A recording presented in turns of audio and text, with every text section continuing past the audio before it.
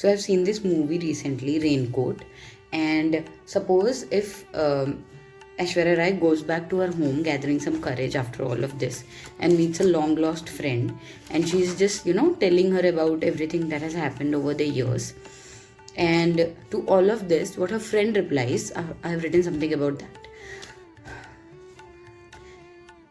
वो कहती है कि क्या अपने ही जीवन का रोना लेकर बैठी हो? कभी उसका सोचा है जिसे तुम्हारे साथ जीना था, जिसे तुम्हारे होठ फूल और नयन समंदर लगते थे? कभी सोचा है वो अब किस राह पर और किसके साथ चलता होगा? अरे उसके प्रेम के 4 वादे करने पर तुमने भी तो एक किया ही होगा ना? तो अब उन वादों के बही खाते का क्या किया तुमने? बाकी पुरानी चीजों के साथ भंडार में रखाई और रखकर भूल भी गई। कभी उसकी बातें नहीं याद आई इतने सालों में?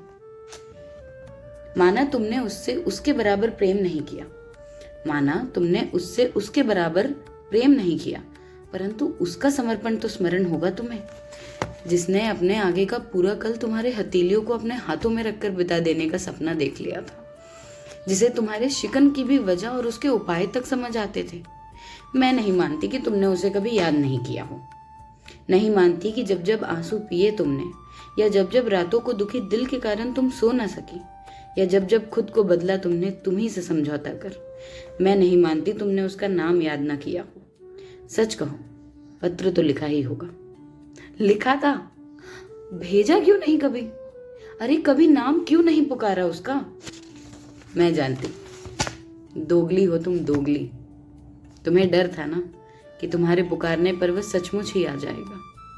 तुम्हारी इस दुनिया में जहां तुम नहीं हो, तुम्हारी इस दुनिया में जहां तुम नहीं हो, केश बंधे हुए हैं और होठ फीके हैं, गालों पर गुलाबी नहीं है, और नयन जो उसे समंदर लगते थे अब धस चुके हैं उदास चेहरे में। तुम्हें डर था इन बातों से नहीं, तुम्हें डर था इस बात से कि तुम्हारे अब खूबसूरत ना दिखने पर भी वह तुम्हें उतना ही चाहेगा, हाथ पकड़ेगा, तुम्हें अपने साथ सब छोड़ चल देने पर मना लेगा, चल देने को मना लेगा वहां जहां तुम्हारी हथेलियों उसके हाथों में होंगी हर शाम, और तुम्हारे सिरहाने पर होंगे फूल हर सुबह। दोगली हो तुम, न जाने किसकी खुशी का ख्याल कर खुद दुख में जीती हो। दोगली हो तुम।